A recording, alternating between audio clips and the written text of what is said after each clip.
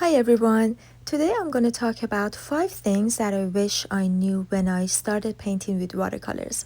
Watercolor is known for being the hardest medium of all, so I really hope these tips help you with your watercolor journey and make the whole process of learning with watercolors much easier for you.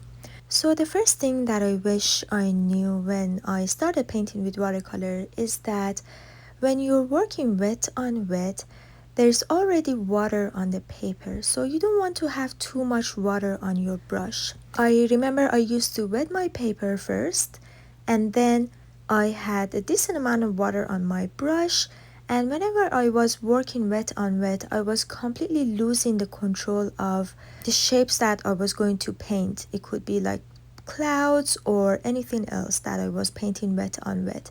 As you can see in the first example, because the paper was wet and I had a lot of water on my brush too, these shapes that I painted couldn't hold their shape and they spread too much on the paper. But in the second example, I'm wetting the paper first. I'm making sure that the paper is thoroughly wet so there's no puddles of water on the paper. And then I'm taking the excess water off my brush and I'm using thicker paint with less water in it to paint wet on wet. So this way I'm able to have a better control on my wet on wet technique and have the colors that I'm painting hold their shape instead of spreading too much on the paper. If you are having some trouble with controlling how much water to use, it's a really good practice to use freshly squeezed paint.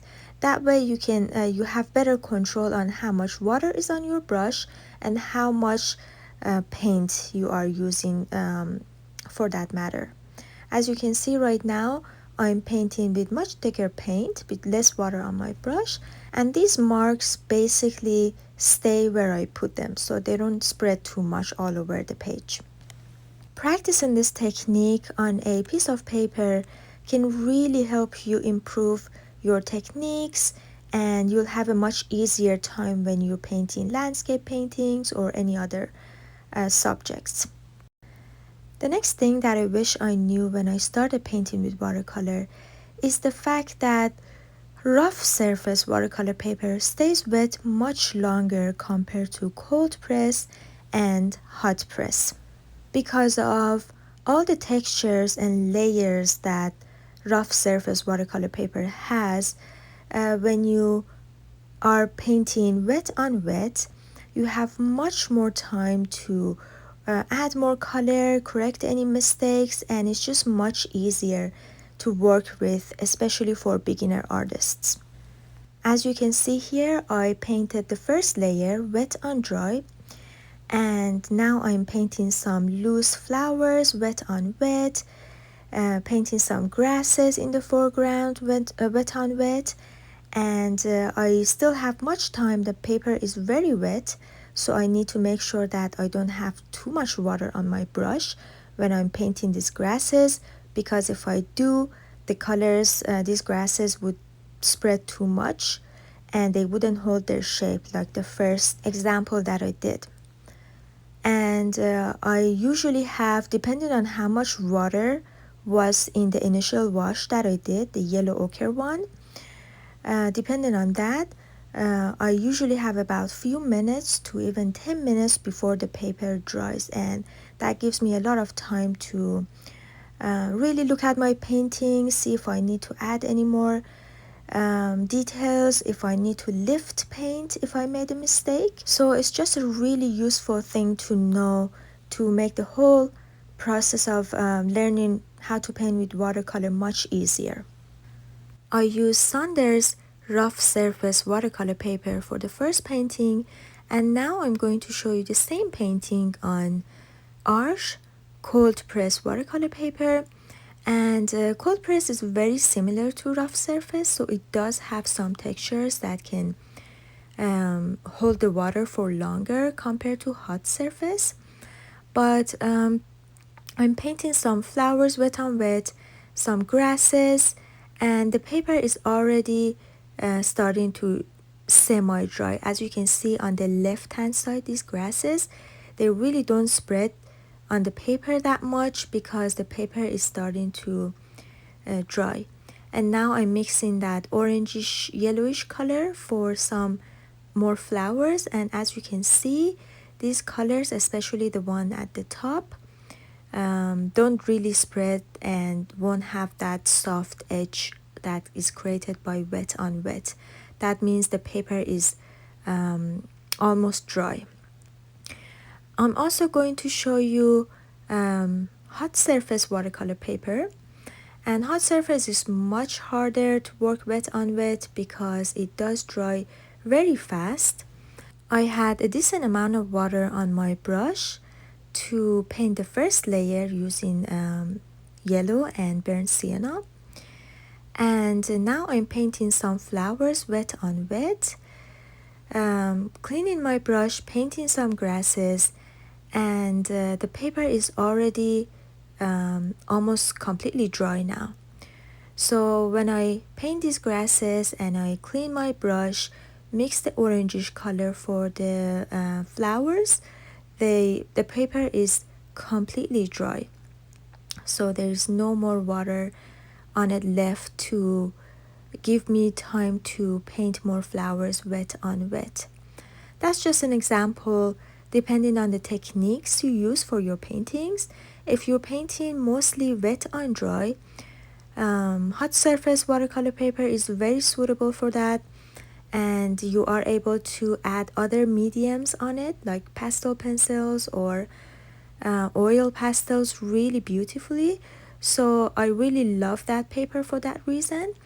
But for working wet on wet and creating those soft dreamy effects that some of us really love with watercolors is much harder if you use hot surface watercolor paper, and rough surface is the most suitable one.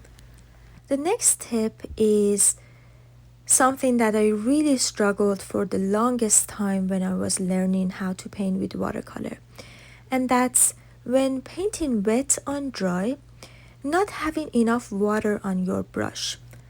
I remember whenever I was painting wet on dry, for example for mountains or anything else, before I was done painting that surface, I just had a really hard time keeping the page wet enough for me to finish that area that I was painting. As you can see right now, my paper looks really dry, and if I had to go back to my palette and get more paint, I would create a really bad background because the previous surface was already starting to dry and I was continuing painting the rest of it, and my brush had more water compared to the previous wash on the paper. So that was just something that made watercolor so much harder for me. So keep in mind when you're painting wet on dry, have enough water on your brush so that you don't have to rush it and the paper stays wet much longer that way.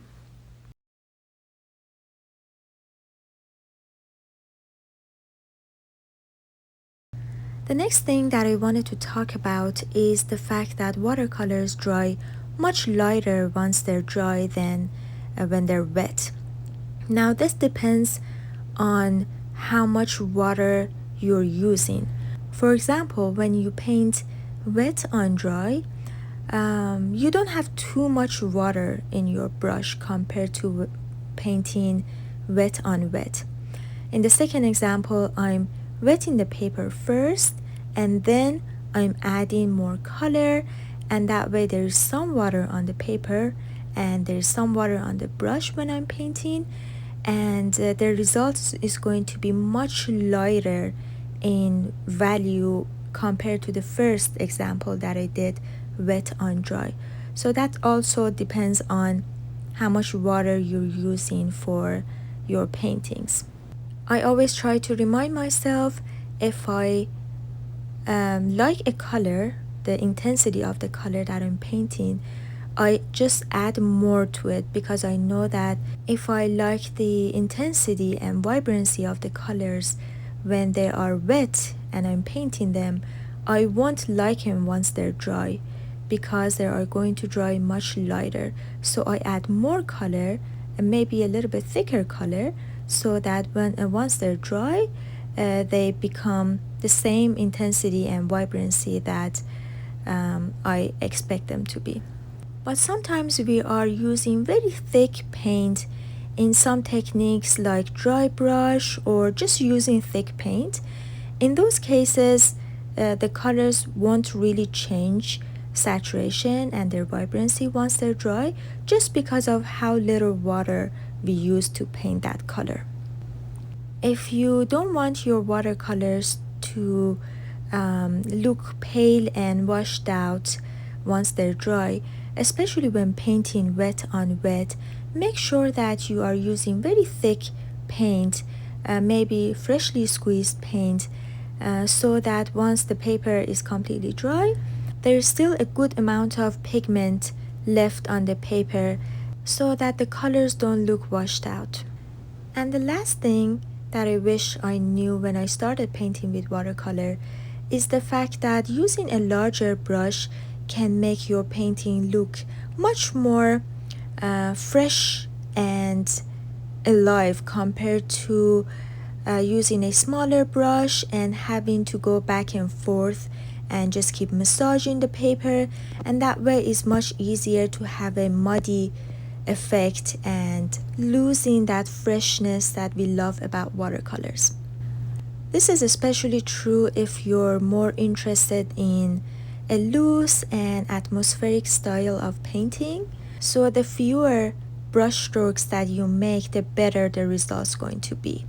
For photorealistic paintings, that's different. You can of course use any size of brush that you want, but I noticed that if I use larger brushes, I usually get much better results compared to using smaller brushes.